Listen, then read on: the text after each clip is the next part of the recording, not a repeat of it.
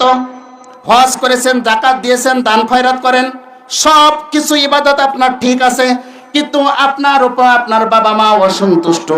আল্লাহ রাসূল বলেছেন, পিতা মাতা যার উপর অসন্তুষ্ট তার জন্য জান্নাত হারাম।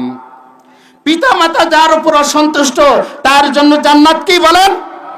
হারাম। পিতা মাতাকে কষ্ট দিয়ে তুমি জান্নাতে যেতে চাও? এ যুবক, যাদের পিতা মাতা বেঁচে আছে, আজকের এই মাহফিল শেষ করে বাড়িতে যেয়ে মায়ের পা ধরে, বাবার পা জড়িয়ে ধরে ক্ষমা চেয়ে নিবা যে মা, বাবা, আমি যদি তোমার সাথে কোনো অপরাধ করে থাকি, অন্যায় করে থাকি, তুমি আমাকে মাফ করে দাও। কারণ তুমি যদি আমার উপর অসন্তুষ্ট থাকো তাহলে আমি কখনোই জান্নাতে যেতে পারবো না। বলেছেন কে? জোরে বলেন। আল্লাহ রাসূল বলেছেন। এই জন্য আল্লাহ রাসূল সাল্লাল্লাহু আলাইহি ওয়াসাল্লাম আবার বলেছেন,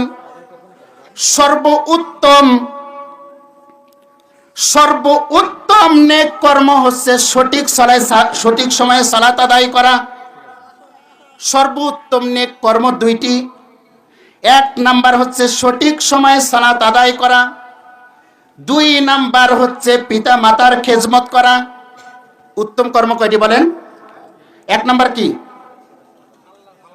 সঠিক সময়ে সালাত আদায় করা, দুই নাম্বার পিতা মাতার খেজমত করা।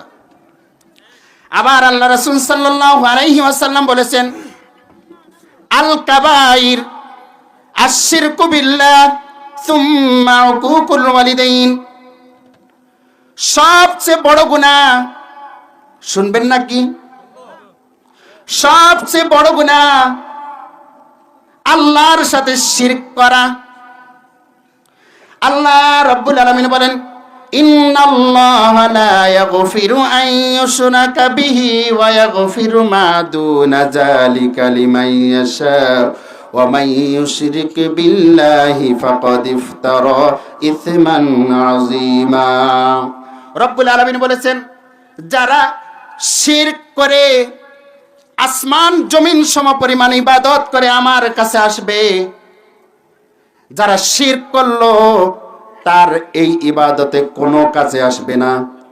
আল্লাহ রাসূল সাল্লাল্লাহু আলাইহি ওয়াসাল্লাম আবার বলেছেন, যারা শিরক মুক্ত ইবাদত করবে, অর্থাৎ কোনো ব্যক্তি যদি পৃথিবীর সমপরিমাণ ইবাদত করে আল্লাহর কাছে উপস্থিত হয়, আর যদি তার ইবাদতে শিরক থাকে তাহলে তার ইবাদত কোনো কাজে আসবে না। আর যদি পৃথিবী